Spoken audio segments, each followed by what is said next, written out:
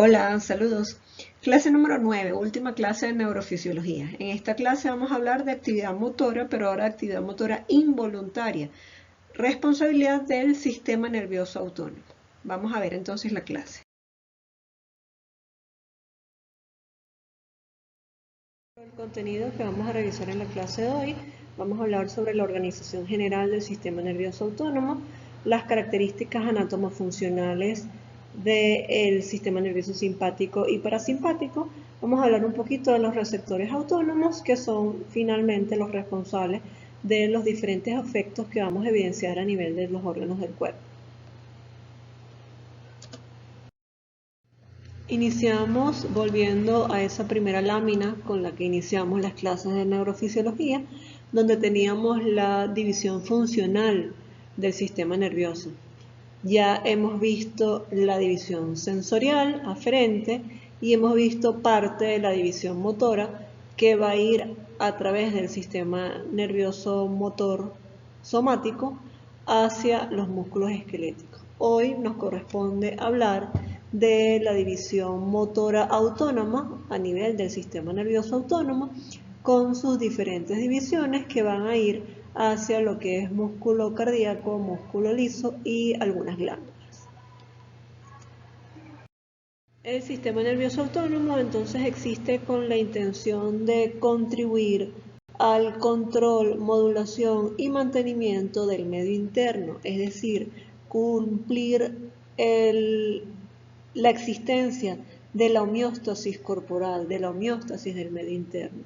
A través de eso entonces se va a llevar a cabo el control involuntario de los órganos relacionados con el medio interno. Estamos hablando de órganos toracoabdominales en su mayor proporción, que contienen en su estructura músculo liso, como por ejemplo intestino, estómago, así como también otras estructuras como por ejemplo a nivel del hígado, a nivel de la vejiga, estructuras como por ejemplo el corazón, pulmones, las glándulas salivales también tienen inervación de tipo autónomo, ciertas estructuras oculares como por ejemplo el músculo ciliar, como por ejemplo el esfínter constrictor de la pupila, relacionados con el proceso de la acomodación del cristalino y con el proceso de los reflejos fotomotores respectivamente.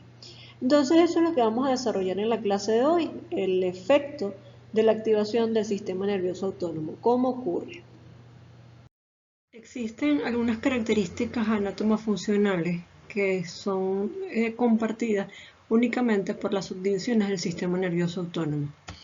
Decimos que cada subdivisión o cada vía que conforma parte del sistema nervioso autónomo posee dos neuronas, y hablamos de las neuronas preganglionares y neuronas postganglionares. A su vez existen algunas características definitorias de cada una. Por parte de las neuronas preganglionares, sus cuerpos celulares generalmente están ubicados, dependiendo de la división de la que estemos hablando, en tallo encefálico o en la médula espinal. Al fin y al cabo se localizan dentro del sistema nervioso central. Los axones de estas neuronas preganglionares salen del sistema nervioso central y se conectan o hacen sinapsis con los cuerpos celulares, las neuronas postganglionares, en algunos de los ganglios autónomos, como les decía, situados fuera del sistema nervioso central.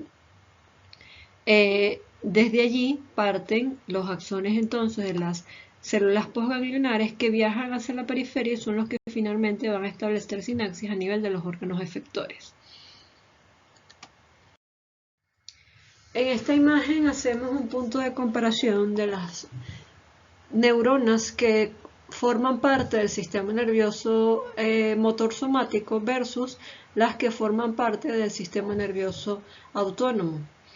Estas son las que venimos conociendo hasta el momento, son esas neuronas que tienen sus cuerpos celulares a nivel del sistema nervioso central y sus axones parten al sistema nervioso periférico. Muchos de esos axones se van a empaquetar para formar los nervios y a su vez esos nervios se van a subempaquetar para formar los tractos o fascículos que continúan el trayecto a lo largo de la médula espinal para finalmente emitir las fibras nerviosas que van a ir hacia el órgano efector, que son el músculo esquelético, liberando a nivel de la placa motora, que es el punto donde estas dos estructuras hacen sinapsis, el neurotransmisor acetilcolina. Y si esa fibra nerviosa está activada, generalmente la respuesta a nivel del órgano efector va a ser una respuesta de tipo estimulante.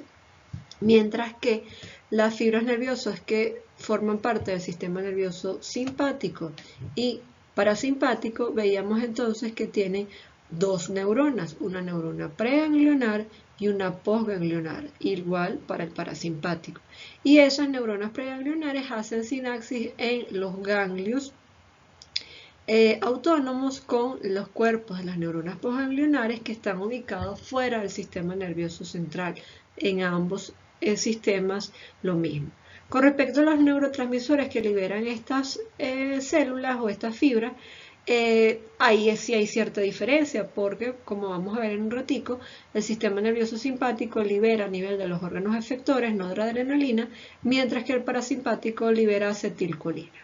Cierto que en relación a los órganos efectores estamos hablando de lo que decíamos al comienzo de la clase, los órganos que contienen músculo liso, músculo cardíaco, glándulas y tejido adiposo. Y el efecto en estos órganos efectores dependerá del sistema del que estamos hablando, pudiendo tener efectos estimulantes o inhibitorios.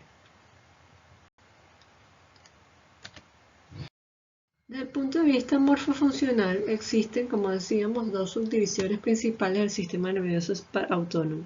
Hablamos del sistema nervioso simpático y del sistema nervioso parasimpático. Estos dos sistemas trabajan en un balance dinámico y son los responsables del mantenimiento de la homeostasis corporal.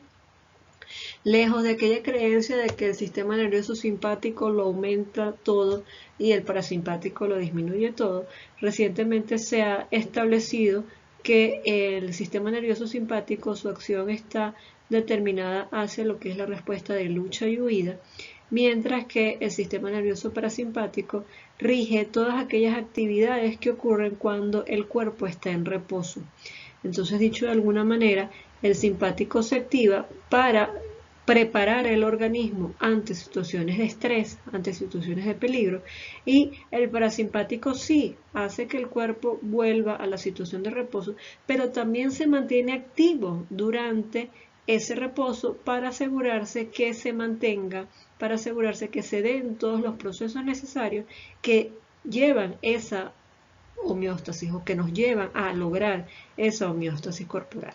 Además de esta diferencia, existen diferencias, como decíamos hace un rato, existen diferencias anatómicas en base a la organización de las estructuras que conforman tanto el sistema nervioso parasimpático como simpático, y vamos a detallarlas a continuación.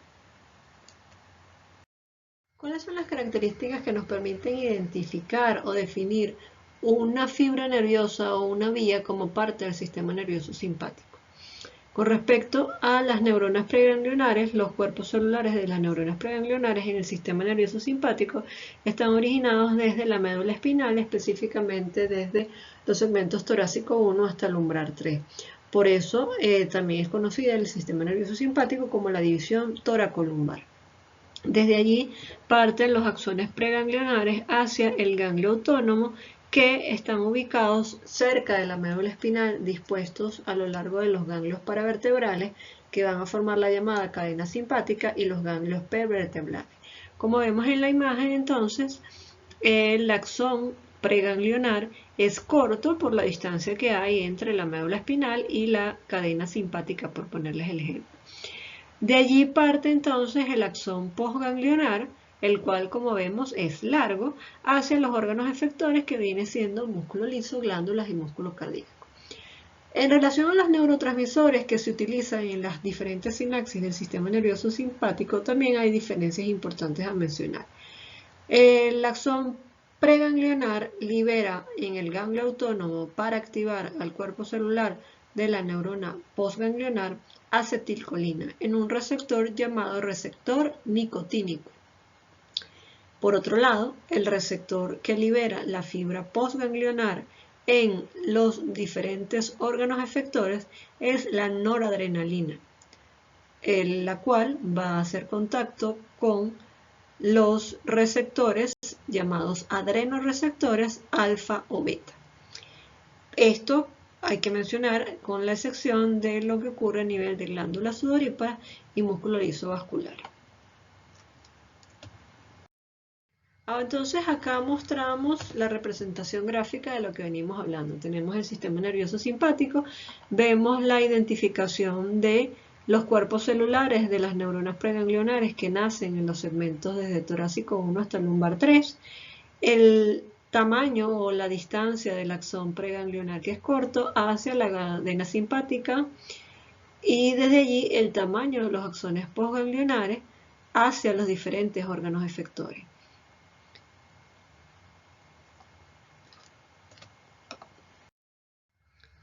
Existe una particularidad que es muy importante resaltar y es el comportamiento del sistema nervioso simpático y su relación con respecto a la médula suprarrenal.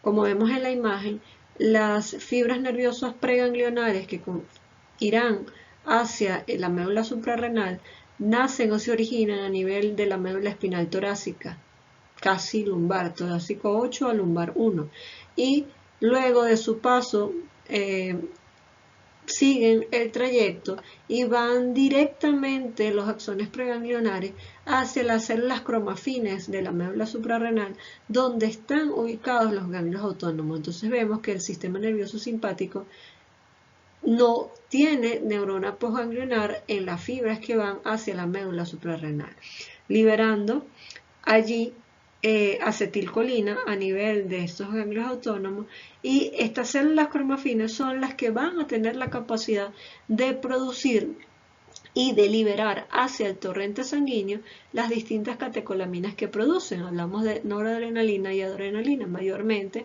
la adrenalina, que por ser liberada a la sangre ya no la vamos a considerar neurotransmisor, sino que van a tener un efecto o van a ser vistas desde el punto de vista de un efecto hormonal.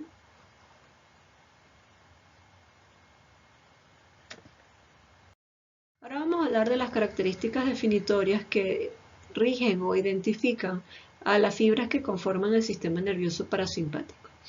Los cuerpos celulares de las fibras preganglionares se originan a nivel del tallo encefálico, específicamente en los núcleos de los pares craneales motor ocular común, facial, glosofaríngeo y vago, y a nivel de los segmentos S2 a S4 de la médula. De allí la posibilidad de denominar el sistema nervioso parasimpático como división cráneo-sacra. Desde allí entonces emergen los axones de las fibras preganglionares que van a dirigirse hacia los ganglios autónomos. Esos ganglios autónomos generalmente están ubicados cerca o incluso dentro de los órganos efectores. De allí entonces la característica de que los axones preganglionares son largos, mientras que los axones postganglionares son cortos porque, como decíamos, que el ganglio autónomo está dentro e incluso cerca del órgano, ese axón postganglionar se va a dirigir a esos órganos efectores que son los mismos, músculo liso, músculo cardíaco y glándula. Con respecto a los neurotransmisores que se liberan en las diferentes instancias, hablamos de que la terminal preganglionar libera en el ganglio autónomo acetilcolina, que nuevamente se va a unir a su receptor nicotínico, mientras que en los órganos efectores la fibra postganglionar va a liberar acetilcolina, el cual va a hacer contacto con un receptor igual para la acetilcolina, un receptor colinérgico, pero ahora un receptor de tipo muscarínico.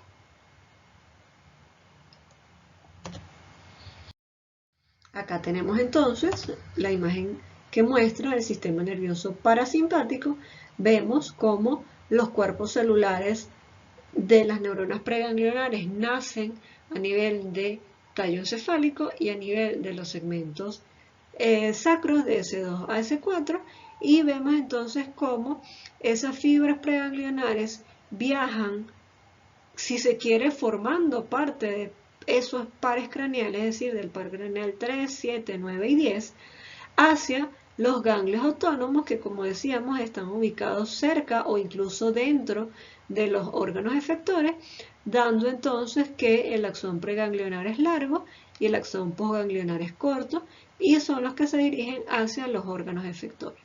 En el ganglio autónomo se libera acetilcolina en el receptor nicotínico, y en el órgano efector se libera la misma acetilcolina, pero para un receptor muscarínico. Vamos a hacer un pequeño paréntesis y vamos a hablar ahora de los neurotransmisores y receptores que hemos mencionado que están relacionados con el sistema nervioso autónomo. Hablábamos entonces de que el sistema nervioso autónomo utiliza catecolaminas como la adrenalina y noradrenalina y acetilcolina como neurotransmisores en las diferentes instancias. Hablemos un poquito de cada una de estas sustancias. Con respecto a la adrenalina y noradrenalina, son neurotransmisores que se van a unir a su receptor afín, llamados adrenoreceptores, y existen a lo largo de nuestro cuerpo diferentes tipos de receptores, de adrenoreceptores. Hablamos de receptores alfa 1 y 2, receptores beta 1, beta 2 y beta 3. El efecto de cada uno de ellos y el mecanismo de acción en cada uno de ellos es diferente. Con respecto a la acetilcolina, es un neurotransmisor liberado, y su receptor afín son los colinorreceptores o receptores colinérgicos, y existen dos tipos de receptores colinérgicos: los receptores nicotínicos y los receptores muscarínicos. Empezamos describiendo de una manera rápida los adrenoreceptores, específicamente los alfa 1, ubicados a nivel de, por ejemplo, músculo liso vascular en piel, riñón y región esplánica, a nivel de los esfínteres de tubo digestivo y vejiga, a nivel del músculo radial, del iris, por ponerle algún ejemplo. Generalmente cuando se activa un receptor alfa 1, la respuesta producida va a ser la contracción de esa estructura, de ese órgano. Y esa contracción está mediada ya que el receptor alfa 1 es un receptor que está a nivel intracelular unido a una proteína G estimulante, y esa proteína G desata una cascada de eventos intracelulares mediados por la fosfolipasa C, que logra el aumento intracelular del fosfinocitol trifosfato, el cual se va a encargar de la liberación de iones de calcio desde el retículo endoplásmico, aumentando la cantidad de calcio intracelular. Y como hemos mencionado y vamos a ver en las clases de músculo liso, el calcio es el principal elemento requerido para que ocurra la contracción muscular desde el punto de vista mecánico. Por otro lado, si hablamos de los receptores alfa 2, están ubicados a nivel de la pared del tubo digestivo y en las terminaciones de los nervios adrenérgicos presinápticos, con un efecto mediado por la relajación. Si vemos el mecanismo de acción del receptor alfa 2, vemos entonces que ese receptor en su dominio intracelular está unido a una proteína G inhibitoria, la cual, por esa naturaleza inhibitoria, entonces bloquea la acción de la adenilciclasa, ya que esta no va a estar activa, sobre distintas cascadas intracelulares que hacen que disminuya la fosforilación de ciertas proteínas necesarias para la contracción. De allí entonces el efecto relajante. Mientras que por parte de los receptores beta, a pesar de que tienen ubicaciones diferentes de acuerdo a sus tipos, la mayoría de ellos siguen el mismo mecanismo de acción. Si hablamos de receptor beta 1, están ubicados a nivel de corazón, glándulas salivales, tejido adiposo y riñón, con un efecto estimulante. Beta 2 a nivel de músculo liso vascular del músculo esquelético, las paredes del tubo digestivo, vejiga y bronquiola, con un efecto de relajación o dilatación dependiendo de la estructura de la que estamos hablando, y receptores beta 3 a nivel de tejido adiposo con un efecto estimulante. Con respecto al mecanismo de acción de los receptores beta, entonces ese receptor beta está unido a una proteína G estimulante en su dominio intracelular, que va a cumplir la función de activar la adenilciclasa. La activación de la adenilciclasa lleva a la conversión de muchas moléculas de trifosfato de adenosina en monofosfato de adenosina cíclico, lo que lleva a la activación de la proteína quinasa. Esta a su vez se encarga de la fosforilación de proteínas necesarias para producir la respuesta necesaria. En contraposición a los adrenoreceptores, entonces tenemos los colinorreceptores o receptores colinérgicos. Decíamos que habían dos tipos, nicotínicos y muscarínicos. Los nicotínicos, entonces, los que están relacionados con el sistema nervioso autónomo, están ubicados a nivel de las neuronas postganglionares del sistema nervioso simpático y parasimpático, es decir, principalmente a nivel de los ganglios autónomos, y en las células cromafines de la médula suprarrenal. También tenemos receptores nicotínicos y que no forman parte del sistema nervioso simpático o parasimpático, sino que forman parte del sistema nervioso motor a nivel de la placa motora musculoesquelética. Con respecto entonces a este tipo de receptor, vemos que es un receptor que funciona como un intercambio iónico. En el momento en que la acetilcolina se une a su receptor, automáticamente lo estimula y cumple o permite que se cumpla su función de canal, llevando al intercambio de sodio hacia dentro de la célula y de potasio hacia afuera de la célula. Con respecto a los receptores muscarínicos, existen M1, M2, M3, M4, M5. Los relacionados con el sistema nervioso simpático los encontramos a nivel de glándula sudorípara y músculo liso vascular a nivel de músculo esquelético, y para el sistema nervioso parasimpático a nivel de corazón, tubo digestivo, bronquiolos, vejiga y órganos sexuales masculinos. Existe una manera de clasificarlos de acuerdo a su mecanismo de acción. Los receptores M4 ubicados a nivel del sistema nervioso central y M2 a nivel de corazón siguen un mecanismo mediado por la inhibición de la adenilciclasa, lo que disminuye la cantidad de monofosfato de adenosina cíclico, y esta disminución es la responsable de su efecto como tal a nivel del órgano donde esté ubicado. Mientras que por parte de los receptores M1 a nivel de los ganglios autónomos y M3 a nivel de músculo liso y a nivel de las diferentes glándulas, el efecto del receptor estará mediado por la activación de la proteína G, que a su vez estimulará la fosfolipasa C, y esta contribuirá al aumento del fosfoinositol trifosfato con la consecuente aumento de la cantidad de calcio intracelular, efecto que producirá o situación que producirá el efecto esperado. Para ya casi finalizar, vamos a hablar de los efectos del sistema nervioso autónomo a nivel de los distintos órganos efectores. Vamos a ver entonces cómo o de qué manera el sistema nervioso simpático prepara nuestro cuerpo para ese estado de lucha y huida, y por otro lado cómo el sistema nervioso parasimpático mantiene el cuerpo en las situaciones de reposo o en el estado de reposo.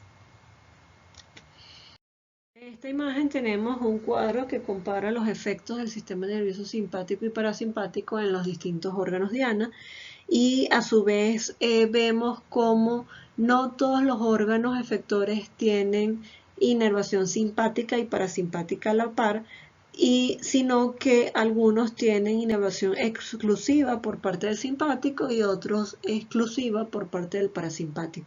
Veamos algunos ejemplos de ello. Con respecto al corazón, vemos cómo el sistema nervioso simpático tiene acción excitadora, aumentando la frecuencia cardíaca, aumentando la conductividad y la contractilidad, mediada por receptores adrenérgicos tipo beta 1. Con respecto al parasimpático, por acción de los receptores muscarínicos, se producirá lo contrario, una disminución de estos parámetros.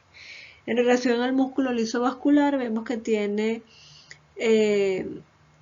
inervación exclusiva a nivel de lo que es el sistema nervioso simpático, con la sección del endotelio vascular como tal. Con respecto al músculo liso a nivel de piel, se va a producir una contracción por efecto de los receptores alfa 1, mientras que a nivel del músculo liso vascular en músculo esquelético, el receptor alfa 2 producirá una vasodilatación y el alfa 1 producirá una vasoconstricción. En relación a los bronquiolos, el sistema nervioso simpático favorecerá una broncodilatación mediada por receptores beta 2 y el sistema nervioso parasimpático producirá una broncoconstricción mediada por los receptores muscarínicos. A nivel del tracto gastrointestinal, el sistema nervioso parasimpático contribuirá a la relajación de las paredes gastrointestinales y a la contracción de los esfínteres, mientras que el sistema nervioso parasimpático producirá una contracción de las paredes y una relajación de los esfínteres gastrointestinales, por ejemplo, en situaciones después del alimento, después de que comemos. Esto mediado por receptores muscarínicos. Ambos sistemas, tanto simpático como parasimpático, contribuyen o participan en la secreción de la saliva. Sin embargo, el sistema nervioso parasimpático es el único que tiene acción excitatoria a nivel de la secreción de ácidos gástricos y secreciones pancreáticas, nuevamente necesarias durante el proceso de la digestión. En relación a la vejiga, el sistema nervioso simpático contribuirá a la relajación del músculo de la pared vesical, el músculo detrusor, y la contracción de los esfínteres, mientras que el sistema nervioso parasimpático va a producir lo contrario, la contracción del músculo detrusor y la relajación de los esfínteres, significando que entonces el simpático contribuye durante el llenado de la vejiga y el parasimpático durante el vaciado vesical, durante el proceso de la micción. En relación a los genitales masculinos, el sistema nervioso simpático contribuye en el proceso de la eyaculación, mientras que el parasimpático durante el proceso de la erección. A nivel de ojos, en el músculo ciliar, necesarios para la capacidad o para modificar la capacidad de acomodación del cristalino, el simpático ayuda o mantiene la dilatación del músculo ciliar, manteniendo entonces el cristalino en su posición basal para la visión de lejos, mientras que el parasimpático produce la contracción del músculo ciliar para modificar la estructura del cristalino y aumentar su poder refractivo, y entonces esa contracción mejorará su poder para la visión de cerca. Por otro lado, a nivel del músculo radial del iris, contribuirá a la dilatación de la pupila, a la midriasis, mientras que el esfínter circular del iris contribuirá a la contracción de la pupila o miosis. Por otro lado, a nivel de glándulas sudoríparas y músculo pilomotor, tienen inervación exclusiva por parte del sistema nervioso simpático. En relación a las glándulas sibales, tienen inervación exclusiva por parte del sistema nervioso parasimpático, y a nivel de hígado y tejido adiposo y a nivel de riñón, específicamente para la secreción de renina, están mediadas exclusivamente por el sistema nervioso simpático. Para finalizar, entonces, esta imagen muestra la influencia tan importante que tiene el sistema nervioso autónomo en ciertos reflejos, en ciertas respuestas automáticas e involuntarias que son requeridas en ese proceso de lucha o huida, si estamos hablando de simpático, o de volver a nuestro estado basal o nuestro estado normal si estamos hablando del parasimpático. Muchos de ellos ya los hemos mencionado, por ejemplo, los reflejos relacionados con el sistema visual, el reflejo de la acomodación, el reflejo fotomotor. Otros los irán viendo a lo largo del resto de la asignatura, reflejos que se dan a nivel cardiovascular para contribuir de esta manera al funcionamiento tanto de corazón como de todas las estructuras vasculares. Reflejos relacionados a nivel del tracto gastrointestinal, como por ejemplo el reflejo de defecación, el reflejo de deglución, reflejos relacionados con la micción. Lo veíamos entonces como el sistema nervioso simpático contribuye al llenado de la vejiga y el sistema nervioso parasimpático al vaciado de la vejiga, proceso que se inicia a partir de una respuesta refleja, lo van a ver en las clases de renal, que contribuye a nivel de ciertos reflejos relacionados con la actividad sexual, por ejemplo, a nivel de lo que es la erección, entre otros. Vemos entonces cómo las fibras nerviosas que lo componen forman ese circuito reflejo que permite esas respuestas automáticas y completamente involuntarias. Culminamos la clase de hoy, culminamos neurofisiología y los dejo con espacio y libertad son regalos de Dios. No se negocia, se alcanzan, se guardan, se protegen y se defienden. Nos vemos en la próxima clase ya para hablar de la unidad número 3 de la asignatura, donde vamos a desarrollar la fisiología muscular. Esta será la bibliografía. De esta manera entonces culminamos el desarrollo de la unidad número 2, neurofisiología.